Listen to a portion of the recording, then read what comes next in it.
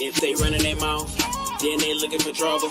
Ran right up in the knowledge, now they back in the huddle. See, they know we can fight, new content every week. Me and Dr. Clyde, keep on bringing the heat. Now they know that we driven, and they know we ain't quitting. Yoshi and Dr. Winner, keep on bringing the energy. Unity. See, they know we ain't stopping, and they know they got problems, and they ran out of options. If they know got a problem, can't let it go unsolved. Bring back learner, Afrocentric history, we see tomorrow. Karma's karma, I say what I say, I hear underwater. Till I see I fall off, then I bring y'all up on note. I'm back up on my Clyde winners, Clyde winners, Clyde winners, Clyde winners, Clyde winners, Clyde winners, Clyde winners, Clyde winners, Clyde winners, Clyde winners, Clyde winners, Clyde winners. Divine winters, Clyde winters, mind bender, Clyde winters. I'm Richard, ride with ya, master teacher, create masters, Clyde winters. Give respect to the elder, Clyde winters. I know somebody out there living for me. I told you somebody out there looking for me. I think there's somebody out there looking for me. I think there's somebody out there looking for me.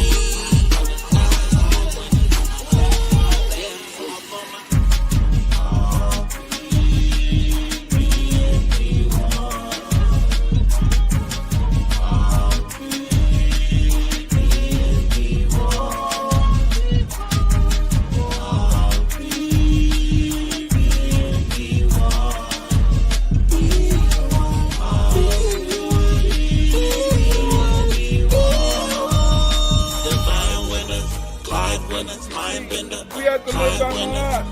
We have to live by the heart. I have not done wrong. I have not robbed. I have not stolen. I have not drank. I have not told lies. I have not stolen food. I was not stolen.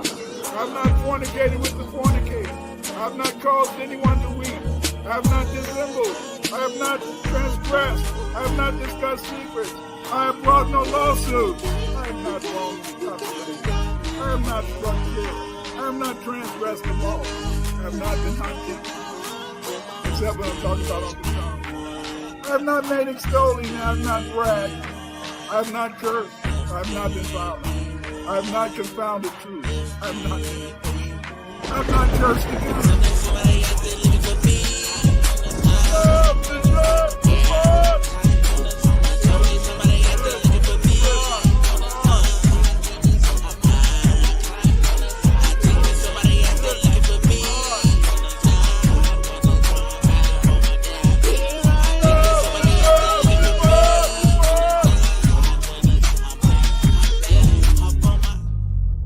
Dr. Winter's legacy is a testament to the power of knowledge and the unyielding spirit of exploration.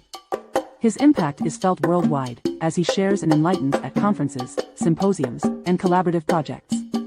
His voice is a beacon in the academic world, challenging, inspiring, and always educating. His journey reminds us that the quest for knowledge is never-ending, and its impact is timeless. Dr. Winters teaches us to challenge the narratives and to learn with an open mind. As he always says, B1 is not a group, it's a lineage. Let his story inspire everybody to pursue knowledge relentlessly and to always seek the truth. Now let us welcome in the grandfather of research, the Trill OG himself, the Honorable Dr. Clyde Winter. Let the researcher do the research. Oh, no. I don't get a kick out of telling lies.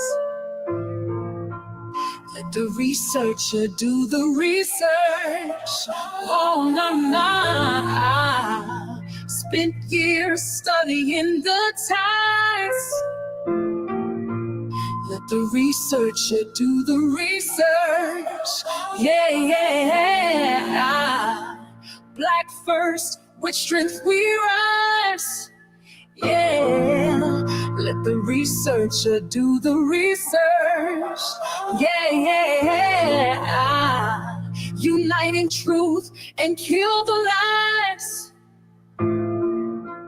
Let the researcher do the research. I learned to debunk my own craft. Respect is all that I had. Dr. Winters.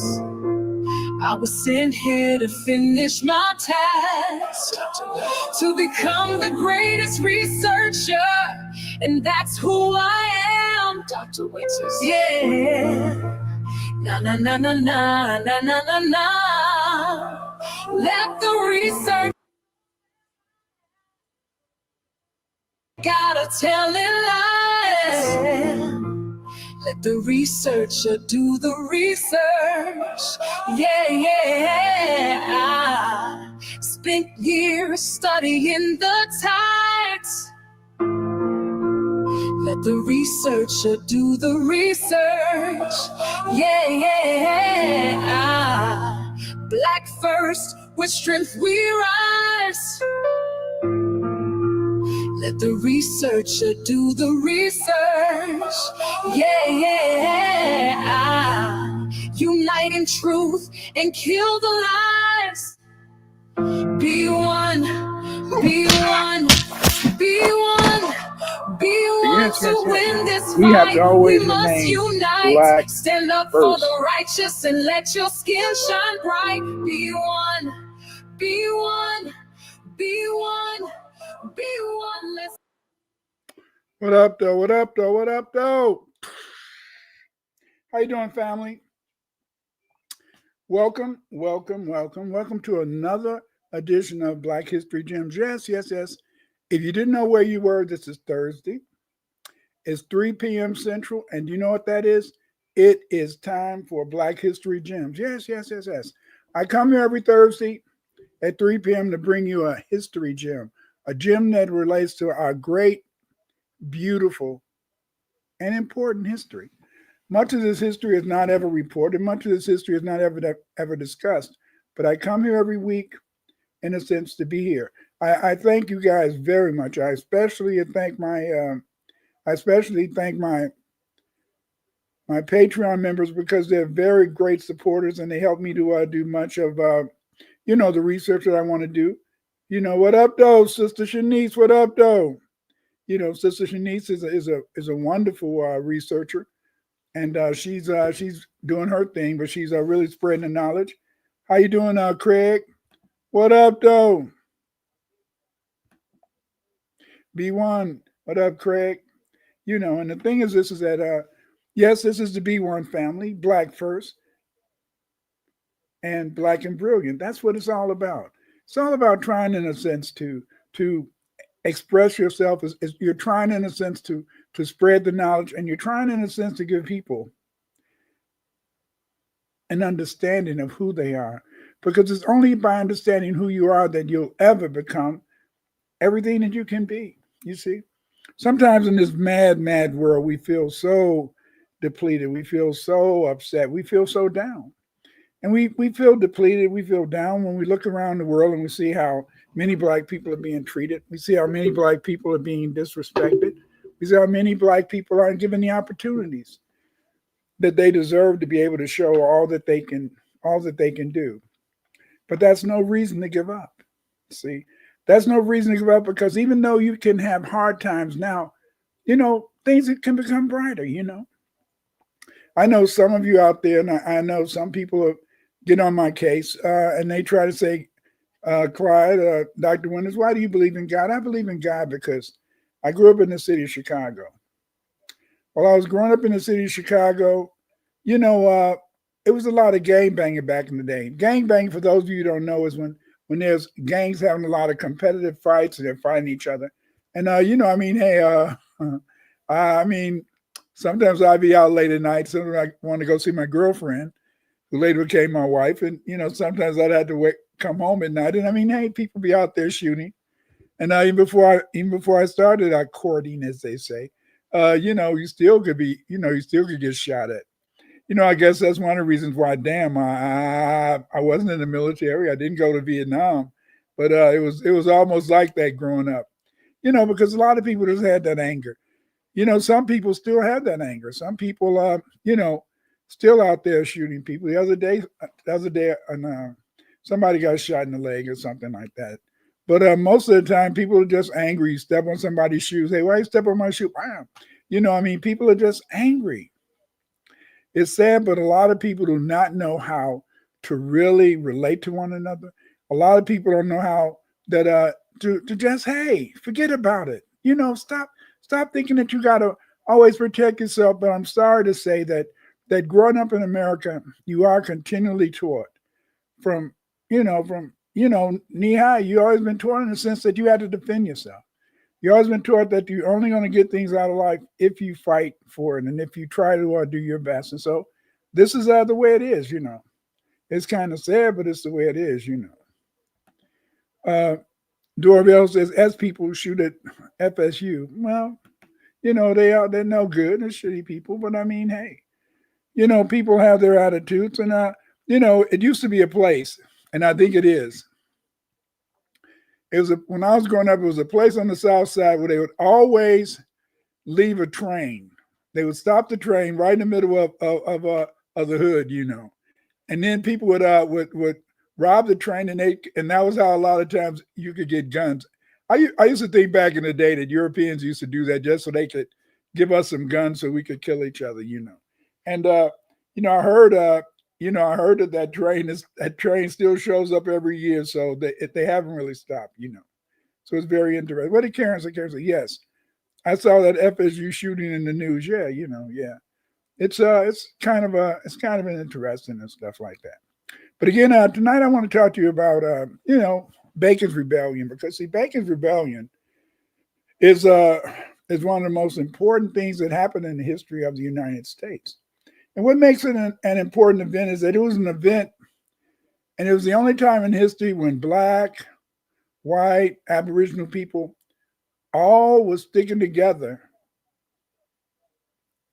to force the rich to give them respect. You see, this is the only time in the history when poor people of all nationalities joined forces to try to make the elites give in.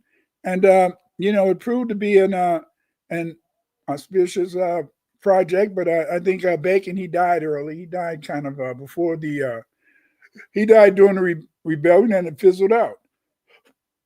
And that was the last time that people got together. Poor people or lower middle class people got together to try to, in a sense, make sure that they could get their rights. Now, most of the time, we're waiting for them. We're waiting for them people to give rights, and sadly, most people are not going to share. They're not going to share. Chemistry Black Mag said, as an ex-police officer told me that she personally witnessed police following Black people kill each other. It was population control and less work. That's true. A lot of times, in a sense, you call the police. If you did call them, my mother used to always tell us, don't call the police because they might shoot you. But if you did call them, a lot of times they would take a long time to show up. But I was a pretty lucky guy, but the thing is this, because I got shot at a lot when I was younger, I know God exists. If it wasn't for God, I'd be a dead dude. I wouldn't have got to be this old. But the only problem is that, and I still see this among a lot of young Black people, is that is that a lot of times you don't think that you're gonna get past 20, that you're gonna really live to get to be 21. I remember back when I was in high school, I know when I got to be a senior, and it seems as though the most ambitious, I shouldn't say this, but it seems as though the most ambitious Black person in the senior class, I just felt I felt that they were going to get shot, and usually they did, usually somehow fate or whatever you want to call it would find somebody who had a lot of potential, maybe headed to college and stuff, and they would be just shot by somebody in the street. So I really didn't expect to really live to be as old as I am today. I'm 74 years old. I didn't expect to get to be 70. I didn't even expect to get to 21. So the only thing I wanted to make sure I did was I wanted to make sure I had some sex, because as a black man, if you haven't had sex, then you haven't had anything in life. But later I found out, damn, it's more to life than just that. But I was the average brother, and I was trying to do what it took in a sense to move up. But again, in a sense, it's very difficult. Karen says, don't forget to like this page. Yes, like it. Press like right now. Give me a like message, and that'll be cool. You know. So because I mean, hey, like the page, like the program, be supportive, be supportive. But anyway, I'm not going to waste any time. I'm not going to try to keep you a long time. Today we're going to talk a little bit about, about Bacon's rebellion. Boom. Da da da. Again, as I said, because Bacon's rebellion is one of the most important times in the history of America, because it was a time when it was at this time that people, that the elites really understood the power. They understood the power of people sticking together. They understood the power of people being as one and trying in a sense to have a purpose, and that purpose was to get some sort of stability, get some sort of land, get some sort of respect, from the the oligarchy, the people with the money. And this is what I'm going to talk about today. So let's kind of get in it.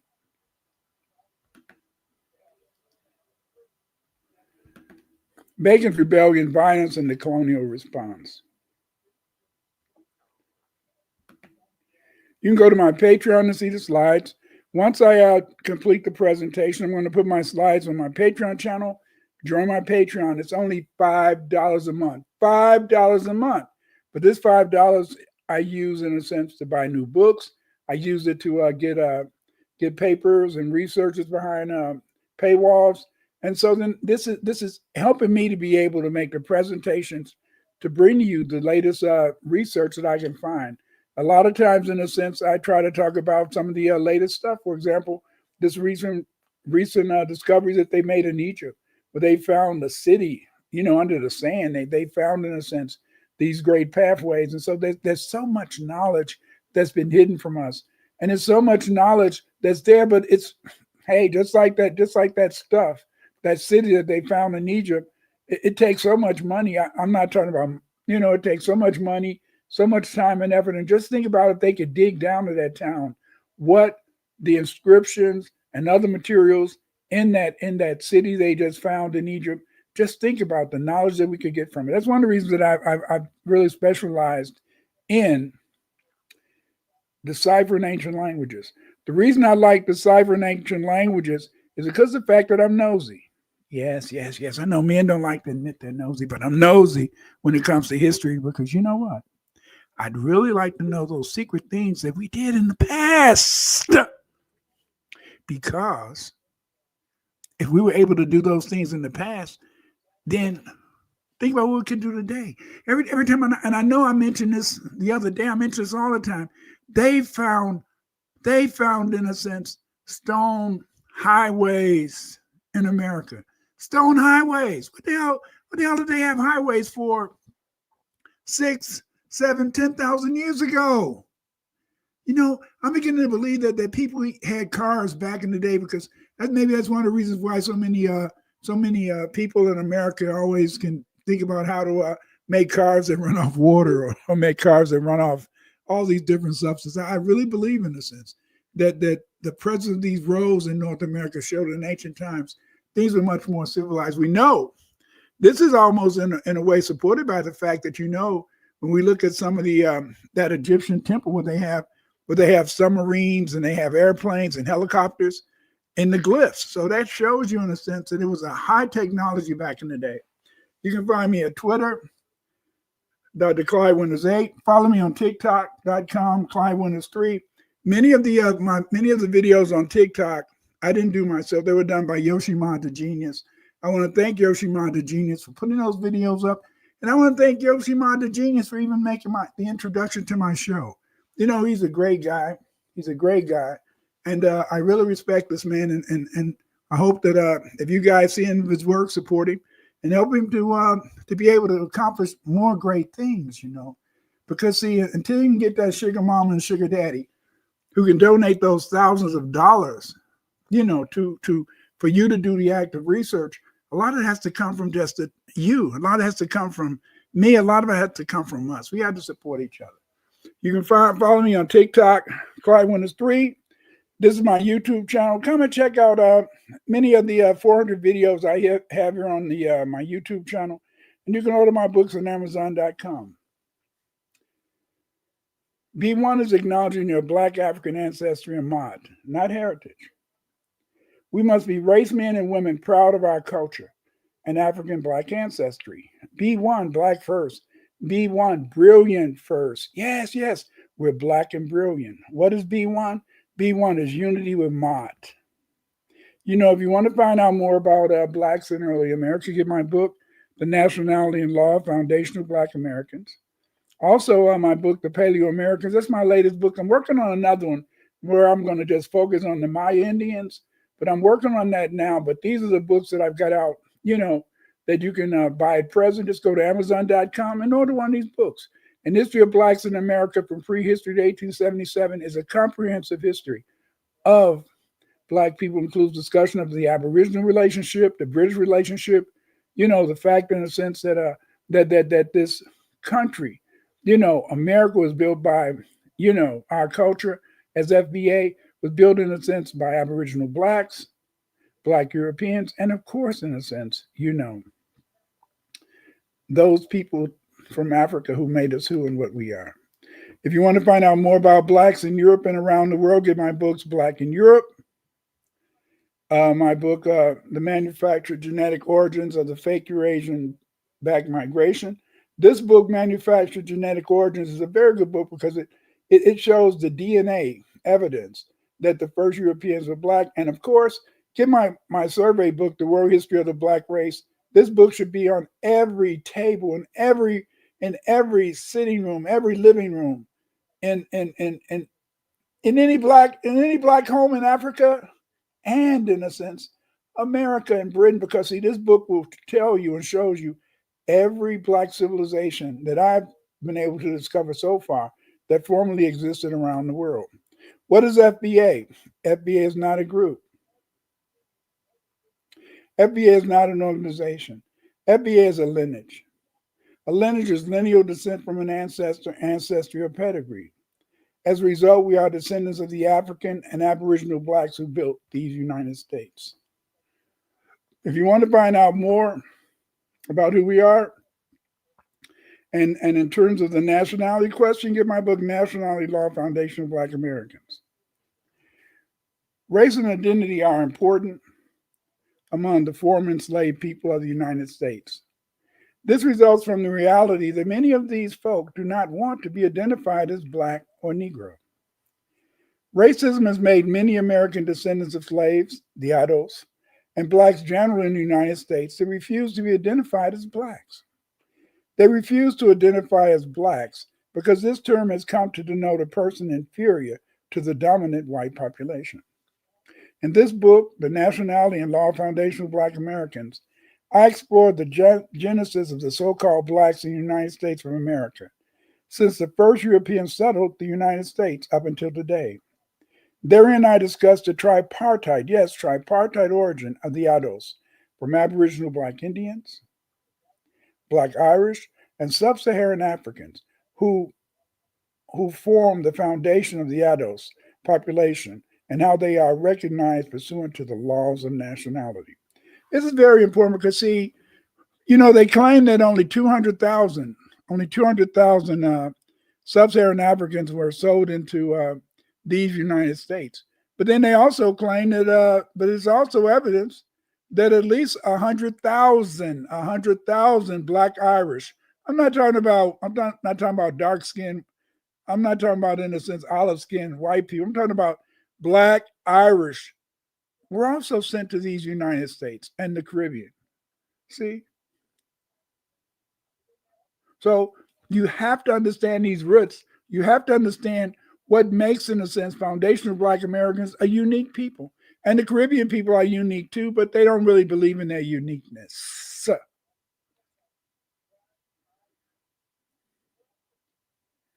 But FBA are unique, and why not say it loud? Bacon's rebellion, fought from 1676 to 1677, began with a local dispute with the Doeg Indians on the Potomac River. Chased north by Virginia militiamen, who also attacked the otherwise uninvolved Susquehannock, the Indians began raiding the Virginia frontier. The governor, Sir William Berkeley, persuaded the General Assembly to adopt a plan that isolated the Susquehannock while bringing in Indian allies on Virginia's side. Others saw in the Susquehannock War an opportunity for a general Indian war that would yield Indian slaves and lands and would give vent to popular anti-Indian sentiment. Now you see what I just mentioned. I mentioned the fact that these Indians lost their land, and they lost their land by fighting the Europeans. But we see that there were other Indians that joined the Europeans to defeat the Indians. And this is the history of America. This is the history of America. Many of those Indians were not red Indians. Many of those Indians were black, just like you, just like me, just like us. And yet they joined forces to defeat other Indians. You know, I don't think these people even had any idea or sense of the future, because they allowed themselves to be wiped out. They allowed themselves to be destroyed. They allowed themselves, in a sense, to be put down because of the fact, in a sense, they would refuse to stick together. Because of the fact that they were so nationalistic, this nationalism led to them losing this beautiful land that we call North America today. Yes, nationalism. Bacon's Rebellion was a colonial uprising in Virginia. During this rebellion, we find, in a sense, many questions that need to be answered that explain a lot about what's going on today. Some questions we need to ask are, what caused the rebellion? What were the long-term effects on American society of the rebellion? And how does this event, Bacon's Rebellion, shape our understanding of early America? In Virginia, there were economic hardship, declining tobacco prices, increasing tension between wealthy planters and poor settlers. This, along with Native American raids on the frontier settlements, led to growing dissatisfaction with Governor William Berkeley. Social and economic tensions led to a gap between rich plantation elite and poor farmer indentured servants. High taxes, falling tobacco profits, lack of land, and opportunity for freemen led to tensions over Native American land policies. Yes. People wanted to take the land, and they wanted to get the land any way they could, see?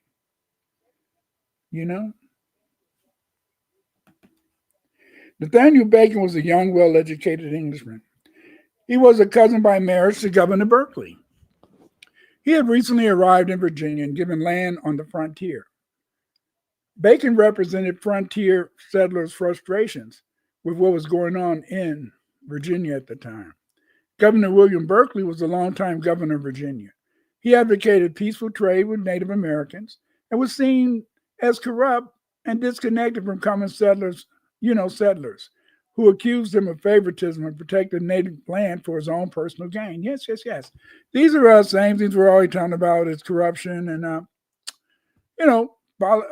it's very difficult, but in many cases, many politicians are corrupt. The spark of the rebellion occurred in 1675 when the Doeg tribe began, in a sense, to attack the settlers. Bacon demanded a commission to lead a militia.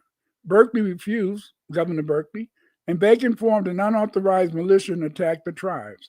As a result, Berkeley declared Bacon a rebel.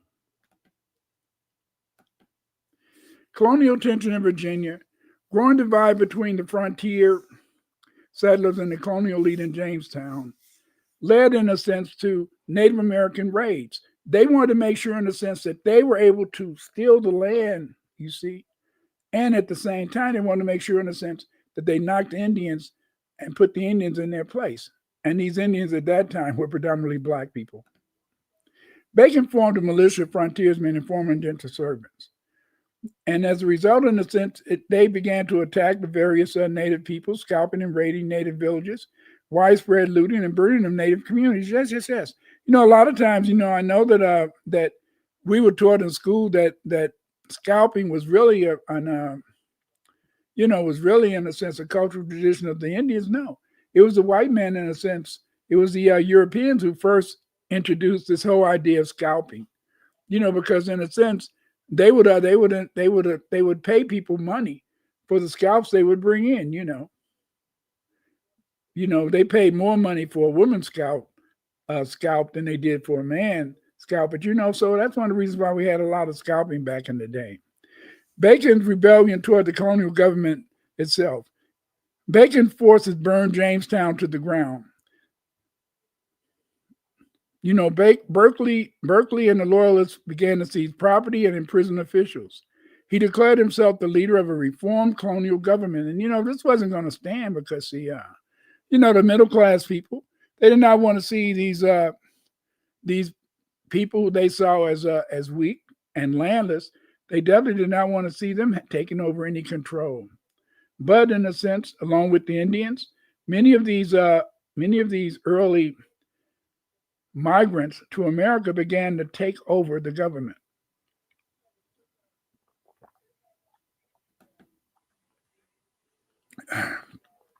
The colonial government's response, of course, was violence.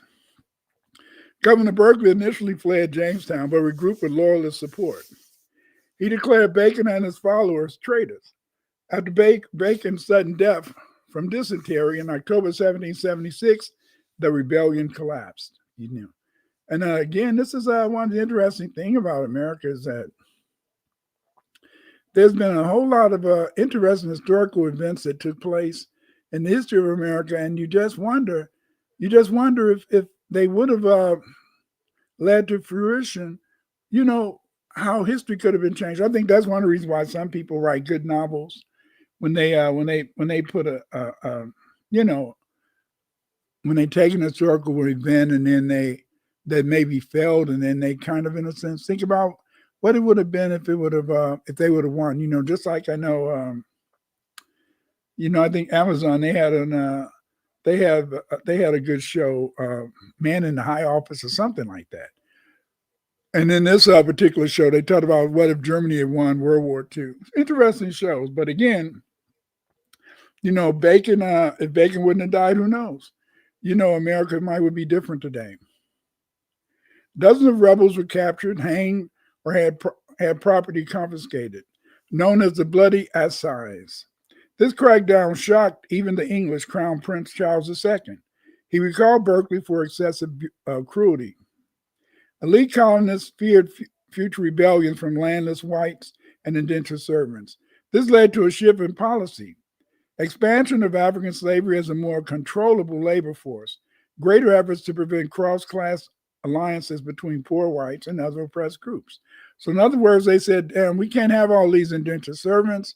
These indentured servants, they're going to get, after 7 years, they're going to get their land. But, they didn't want people to work just for 7 years. They wanted people to work for perpetuity. In other words, work until they died.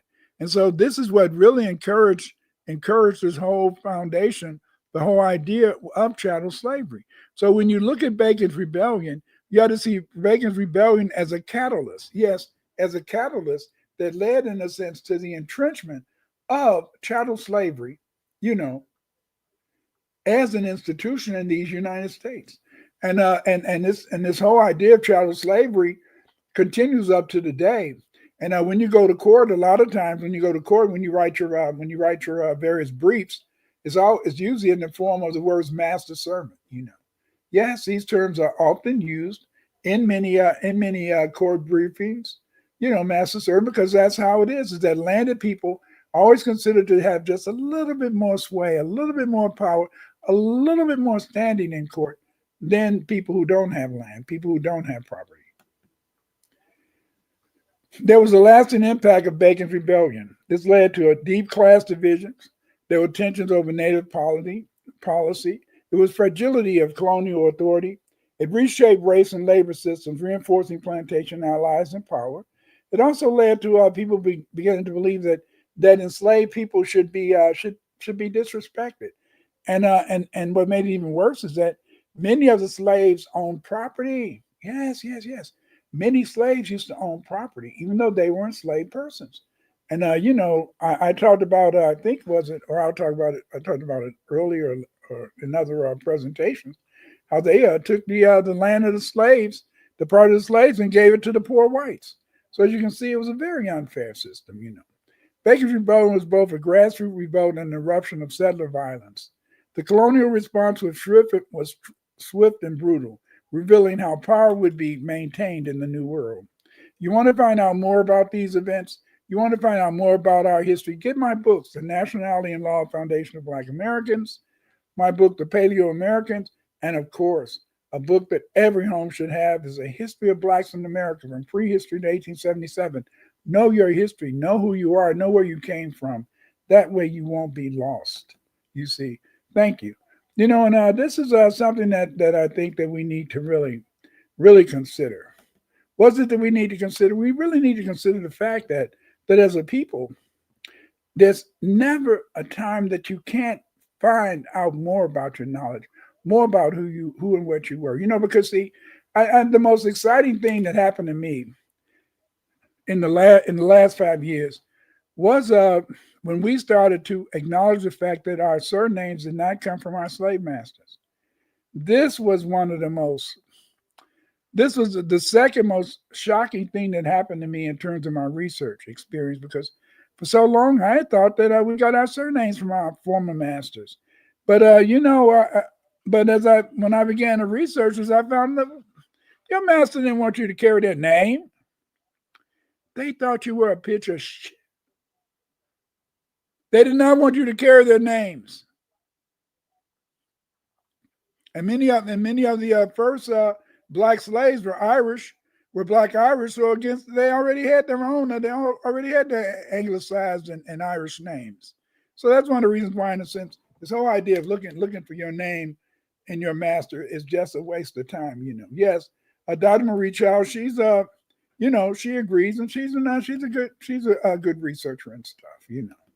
Dorvell said the term boss was introduced in the English language after Bacon's Rebellion. Plantations of them didn't want whites calling them master. I can do yassa boss, yassa boss, yassa boss, yassa boss. Bossy. But again, family, thanks again for joining me this Thursday on Black History Gems. Same time, same place. See you next week.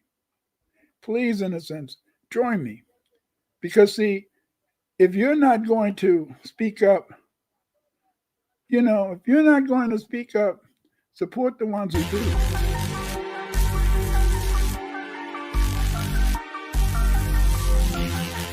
If you're not going to speak up, support the ones who do. If you're not going to speak up, support the ones who do. If you're not going to speak up, support the ones who do. If you're not going to speak up, support the ones who do. Vampires, they prey on your fears, so them not stay away. Vampires,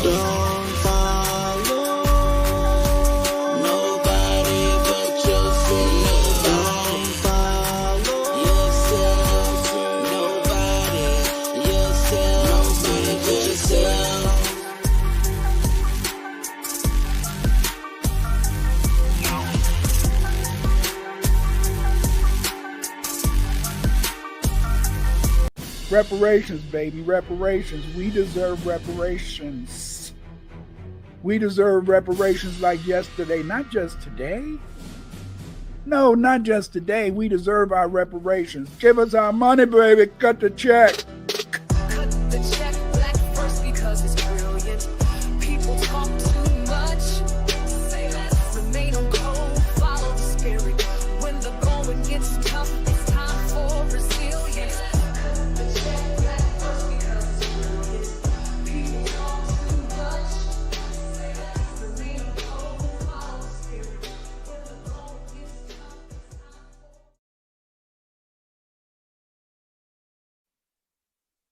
The only thing that can save you is be one, be one, be one. To fight Cage, you must stay black.